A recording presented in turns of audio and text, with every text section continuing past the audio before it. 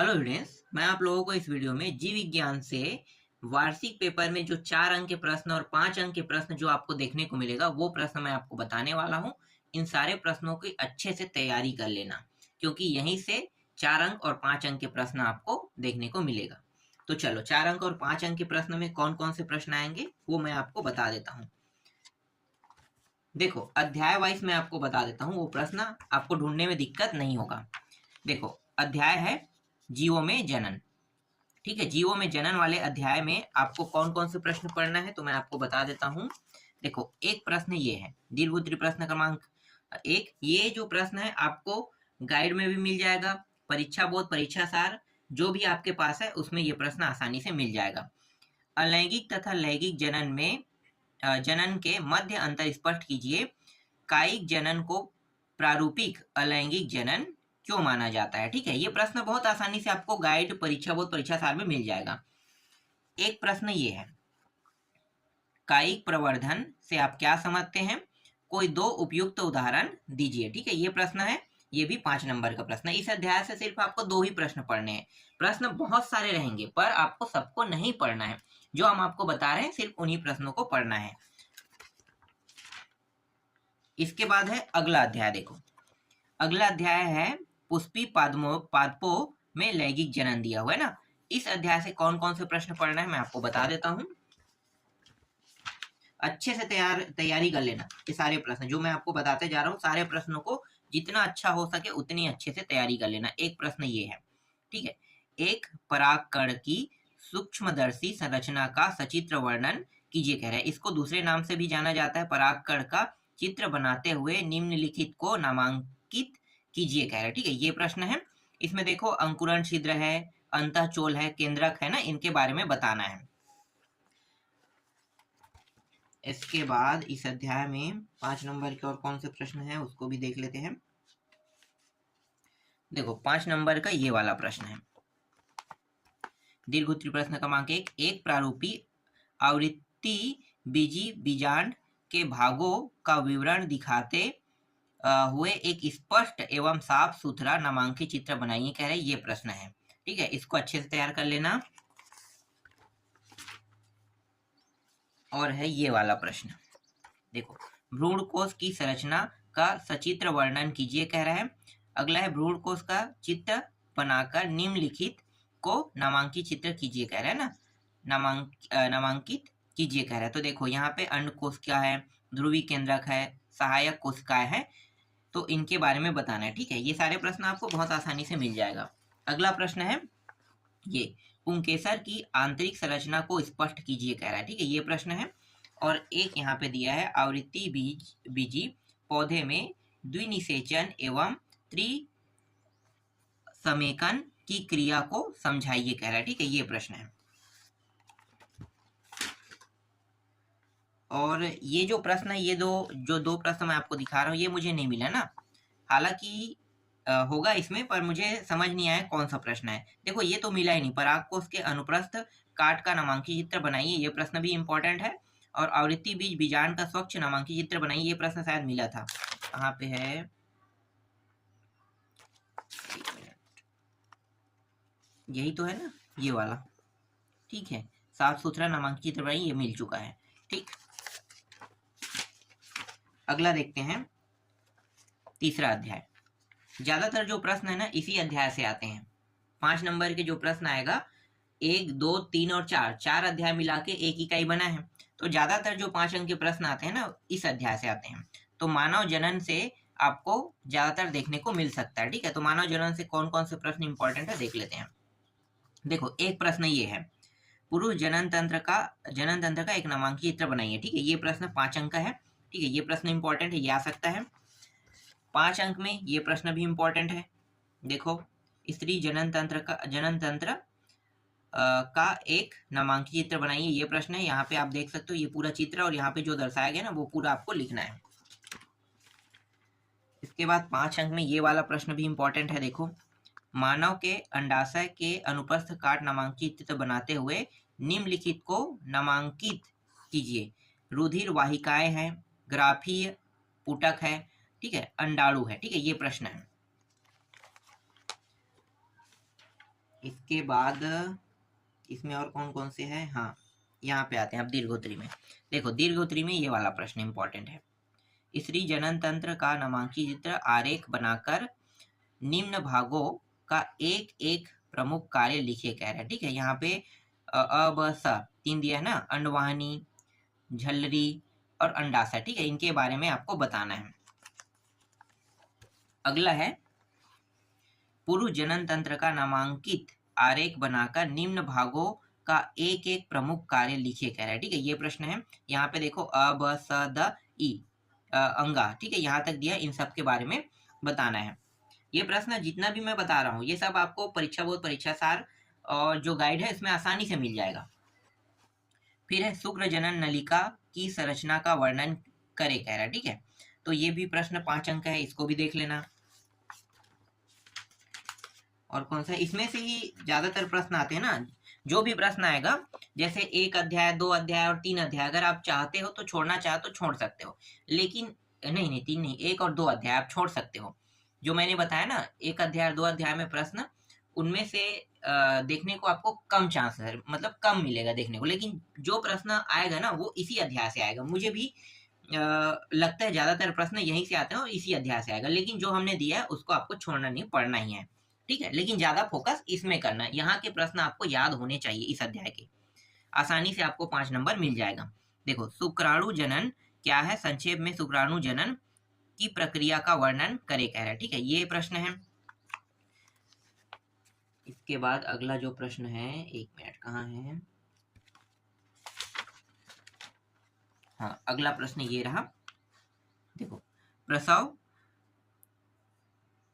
पार्ट्यूशन hormone क्या है, प्रसव को प्रेरित करने में कौन से हार्मोन शामिल होते हैं, और इसी में देखो प्रसव किसे कहते हैं, इसको भी मैंने जोड़ दिया। ठीक है, तो ये प्रश्न जो है इंपॉर्टेंट है 5 नंबर के लिए, तो इस प्रश्न को भी अच्छे से तैयार कर लेना। इसके बाद 5 नंबर का और प्रश्न कहाँ पे है इस अध्याय में, ज्यादा प्रश्न नहीं है 5 नंबर में। इसमें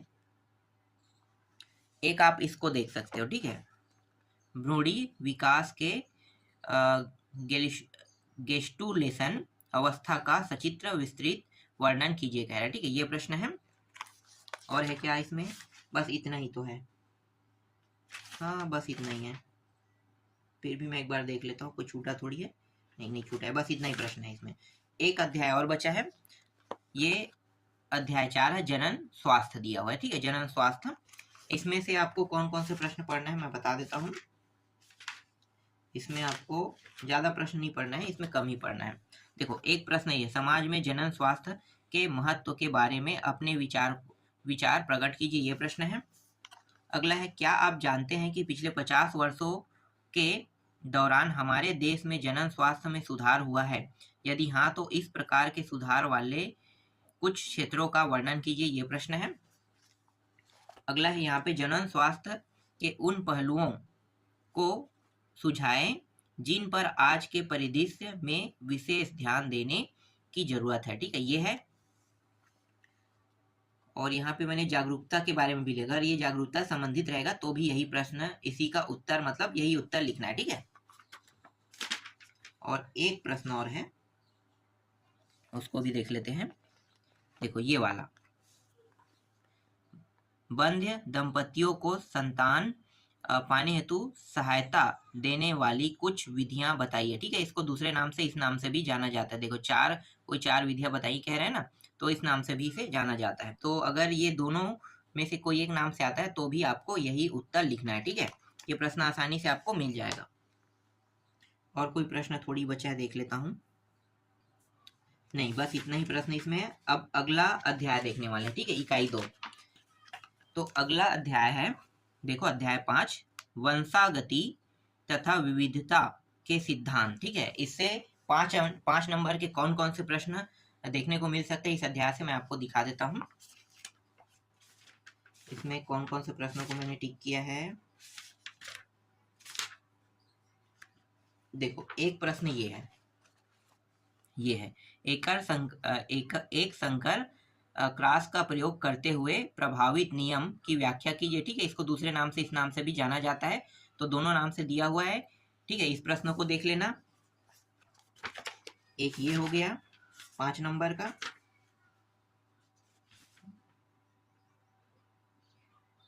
पाँच नंबर के प्रश्न के बाद अगला जो 5 नंबर का प्रश्न है, कहाँ है, हाँ ये रहा।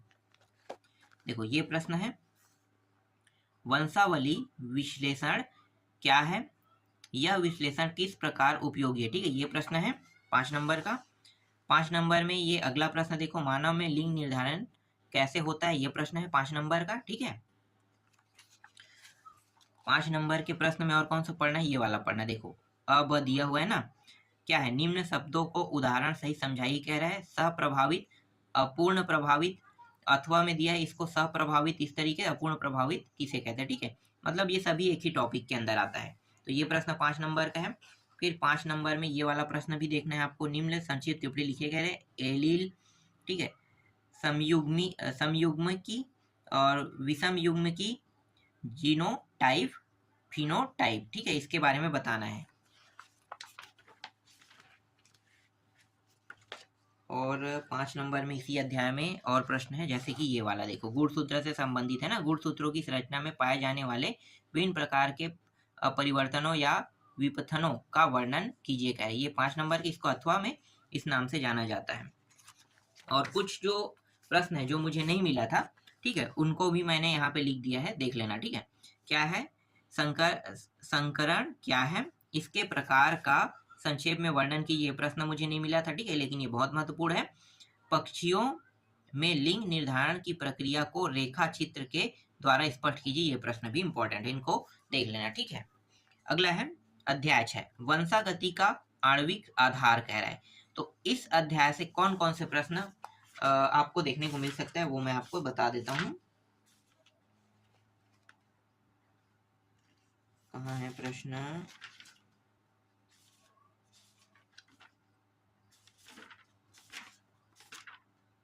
इसमें ज्यादा प्रश्न आपको पढ़ना नहीं पड़ेगा इस अध्याय से। देखो एक तो है ये प्रश्न, डीएनए तथा आरएनए में अंतर लिखे गए, ये 5 नंबर का प्रश्न है। ठीक है, तो ये आप पूरा लिख सकते हो, और याद कर लेना अच्छे से। और अगला जो है हमारा प्रश्न ये रहा। ठीक है, ये वाला प्रश्न देखो, डीएनए अनुवांशिक पदार्थ है, इसे सिद्ध करने हेतु अपने प्रयोग के दौरान हार्स व चेस ने डीएनए व प्रोटीन के बीच कैसे अंतर स्थापित किया। ठीक है, ये प्रश्न आपको देख लेना है। इसके बाद अगला जो प्रश्न है, नहीं इसमें ज्यादा प्रश्न नहीं है।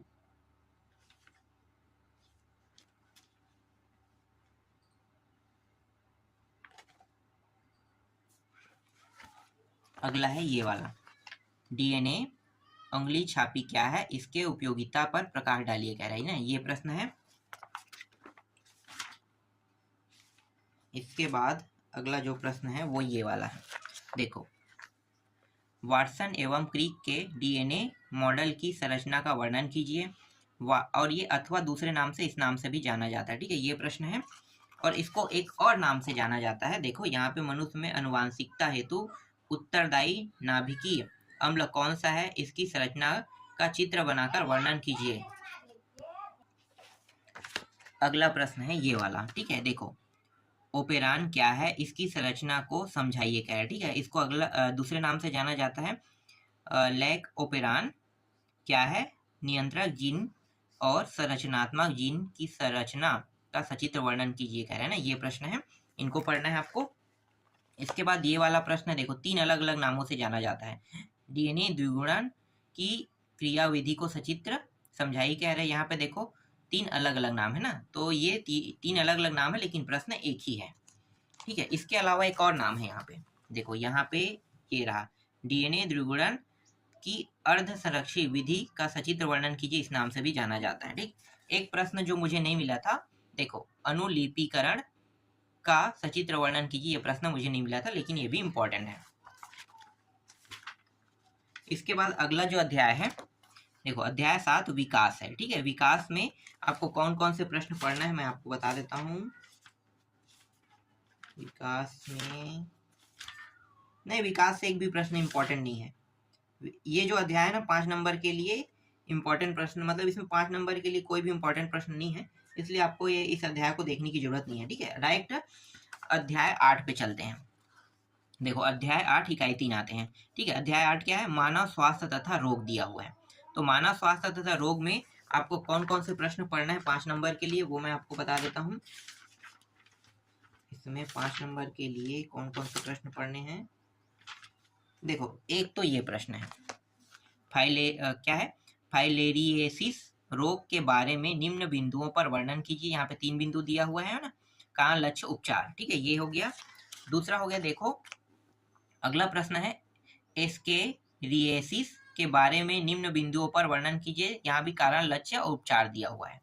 ठीक, ये अगला प्रश्न हो गया 5 नंबर का। 5 नंबर का एक और प्रश्न है, यहाँ पे देखो निम्नलिखित रोगों का संचरण कैसे होता है। ठीक है, ये है देखो अमीबा, मलेरिया, ये सब चीज के बारे में आपको बताना है। ठीक, इसके बाद अगला जो प्रश्न है ये वाला देख सकते हो, यहाँ पे प्रतिरक्षा तंत्र किसे कहते हैं? ओ, एक प्रश्न है जो प्रतिरक्षा मैंने लिया था ना, वो यहाँ का प्रश्न है, शायद वहां पे मैंने दे दिया था। ठीक है, ठीक है, सहज प्रतिरक्षा और उपार्जित प्रतिरक्षा को स्पष्ट कीजिए, है ना, ये प्रश्न है। और यहाँ पे क और ख में दिया है 2 भाग में, है ना, तो देख लेना ठीक इस प्रश्न को। इसके अलावा ये वाला, वह कौन सी क्रियाविधि है जिसमें एड्स विषाणु संक्रमित व्यक्ति के प्रतिरक्षा तंत्र का ह्रास करता है? ठीक है, ये हो गया। एक ये वाला प्रश्न है, एल्कोहल ड्रग्स के द्वारा होने वाले कुप्रयोग के हानिकारक प्रभाव की सूची बनाइए। और 9वां प्रश्न देखो, ये वाला प्रश्न भी इंपॉर्टेंट है। क्या आप ऐसा सोचते हैं कि मित्रगण किसी को एल्कोहल ड्रग्स सेवन के लिए प्रभावित कर सकता है? यदि हाँ, तो व्यक्ति ऐसे प्रभाव से कैसे अपने आप को बचा सकता है? ठीक है, ये प्रश्न है, ये तो अपने शब्दों में इसका उत्तर लिख सकते हो। इसके बाद 5 नंबर में एक प्रश्न ये रहा, देखो आपके विचार से किशोरों को एल्कोहल या ड्रग्स के सेवन के लिए क्या प्रेरित करता है और इससे कैसे बचा जा सकता है? ये प्रश्न इंपॉर्टेंट है। और एक यहाँ पे जो प्रश्न मुझे नहीं मिला था, देखो एड्स सर्वप्रथम कहाँ पाया गया? इस रोग के संचरण व रोकथाम के उपाय बताइए, कह रहा है ना, ये प्रश्न भी देख लेना है। ठीक, इस अध्याय में बस इतना ही प्रश्न है। अब आते हैं अगला अध्याय, अध्याय 9, खाद्य उत्पादन में वृद्धि की कार्यनीति। ठीक है, इस अध्याय से कौन कौन से प्रश्न पढ़ना है मैं आपको बता देता हूँ।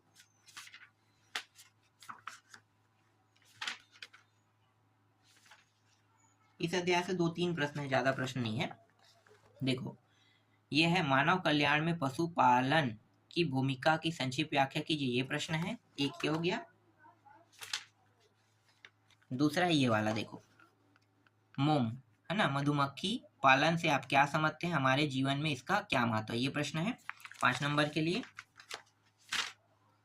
और बस इतना ही तो है। और एक प्रश्न जो मुझे नहीं मिला था, देखो मानव कल्याण में मस्तिष्की की भूमिका का संक्षेप में व्याख्या कीजिए, ये प्रश्न है। अगला अध्याय देखो, अध्याय 10, मानव कल्याण में सूक्ष्म जीव। ठीक है, इस अध्याय से कौन कौन से प्रश्न इंपॉर्टेंट है उसको मैं आपको बता देता हूँ। देखो एक प्रश्न ये है, ठीक है, सूक्ष्म जीवों का प्रयोग रसायन, उर्वरक तथा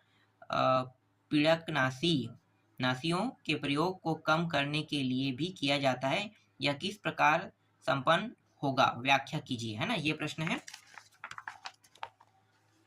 फिर 5 नंबर में जीवाणुओं की लाभदायक गतिविधियों का वर्णन कीजिए, इसे 3 अलग अलग नामों से जाना जाता है, आप देख सकते हो ये नाम है। ठीक, और एक और है ये वाला, देख लो, गोबर गैस बायोगैस संयंत्र का नामांकित चित्र बनाइए, बायोगैस के उत्पादन में सूक्ष्म जीव की भूमिका का वर्णन कीजिए, ये प्रश्न है। अगला अध्याय देखते हैं, अध्याय 11, इकाई 4। यहाँ से आपको 4 अंक के प्रश्न देखने को मिलेगा। 5 नंबर वाला कंप्लीट हो गया। ठीक है, अब बचा है 4 नंबर वाला। तो 4 नंबर वाला मैं बताना है, जैव प्रौद्योगिकी सिद्धांत व प्रक्रम। इस अध्याय से कौन कौन से प्रश्न आपको पढ़ने हैं 4 नंबर के लिए? तो एक तो ये प्रश्न है 4 नंबर में, योजन डीएनए को जीवाणुओं में प्रवेश करवाने के लिए क्या विधि अपनाई जाती है? ठीक है, ये प्रश्न है। इसके बाद इसमें और कुछ प्रश्न है क्या? इस अध्याय में इस अध्याय में बहुत सारे प्रश्न हैं, पर सब प्रश्नों को नहीं पढ़ना है। ठीक है, ये है संक्षेप। देखो PCR दिया हुआ है, ठीक है, rDNA, ठीक है, प्रतिबंध एंजाइम और DNA काइटिनेज, ठीक है, और अथवा में यहाँ पे देखो पॉलीमरेज श्रृंखला अभिक्रिया के विभिन्न पक्षों का वर्णन कीजिए। तो ये प्रश्न इंपॉर्टेंट है, इसको आपको पढ़ना है।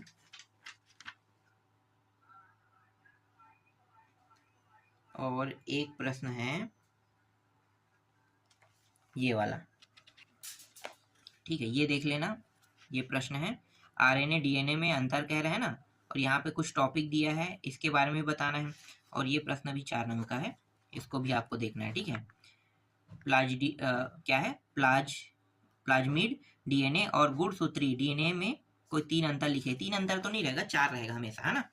तो ये प्रश्न हो गया। और एक यहाँ पे आपको देखने को मिल सकता है ये वाला, ठीक है, ये सब वही है, अलग नहीं है। कार्य लिखे कह रहा है, अनुवांशिक अभिक्रिया क्या है, इसका मानव जीवन में 3 अंतर 3 महत्व, मतलब 3 नहीं रहेगा, हमेशा 4 ही रहेगा, याद रखना, क्योंकि ये 4 नंबर के प्रश्न है। इसके बाद अगला अध्याय देखो, अगला अध्याय है जैव प्रौद्योगिकी एवं उसके उपयोग कह रहे हैं ना। इस अध्याय से 4 नंबर के कौन कौन से प्रश्न आपको देखने को मिलेगा वो मैं बता देता हूँ। तो एक तो ये प्रश्न है, परजीवी जीवाणु क्या है, किसी एक का उदाहरण द्वारा सचित्र वर्णन कीजिए कह रहे। ये प्रश्न होगा, इसको दूसरे नाम से, इस नाम से भी जाना जाता है। अगला प्रश्न है ये वाला, परजीवी जंतु क्या है, जंतुओं का उत्पादन किन कारणों से किया जाता है, कोई 3 कारण लिखे। ठीक है, ये प्रश्न है, इसको देख लेना है आपको।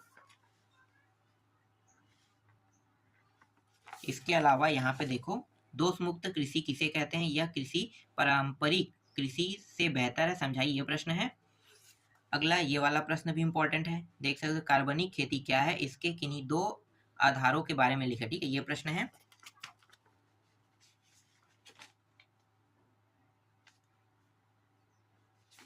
और हाँ, यहाँ पे देखो ये वाला प्रश्न है, जैसे जीन चिकित्सा क्या है, ठीक है, एडिनोसिन डीएमिनेज की कमी का उदाहरण देते हुए इसका सचित्र वर्णन करे कह रहे। ये प्रश्न आपको पढ़ना है।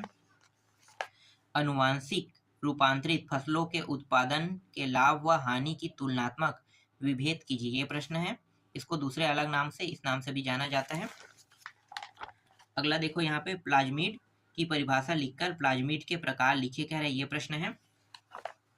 और यहाँ पे क्लोन किसे कहते हैं, जीन एवं पादप क्लोन किस प्रकार तैयार किए जाते हैं, समझाइए, ये प्रश्न है। अगला है, कृत्रिम रूप से इंसुलिन का निर्माण कैसे किया जाता है, और इसका अथवा में इस तरीके से नाम भी दिया हुआ है ना। फिर ये वाला प्रश्न भी है, DNA पुनर्योजन तकनीक क्या है, तकनीक के 3 चरणों का वर्णन कीजिए कह रहा है। ये प्रश्न है। फिर ये वाला 7वां भी देख लेना, अनुवांशिक इंजीनियरिंग की अनुपयोजकता का वर्णन कीजिए। ठीक है, इसको अथवा नाम से, इस नाम से भी जाना जाता है। और एक और है यहाँ पे ये वाला, देखो, परजीवी जंतु क्या है, इन जंतुओं का उत्पादन किन कारणों से किया जाता है, कोई 3 कारण लिखिए कह रहे हैं ना। इसको हाँ ठीक है, ये प्रश्न हो गया। इसके बाद देखो एक प्रश्न है, काइटिनेज और लाइसोजाइम की भूमिका का विस्तार पूर्वक लिखिए। ठीक है, ये प्रश्न है। अब ये जो इकाई 5 है, यहाँ से 4 नंबर और 5 नंबर के कोई प्रश्न नहीं आएंगे, इसलिए इस इकाई से 4 और 5 को आपको देखने की जरूरत नहीं है।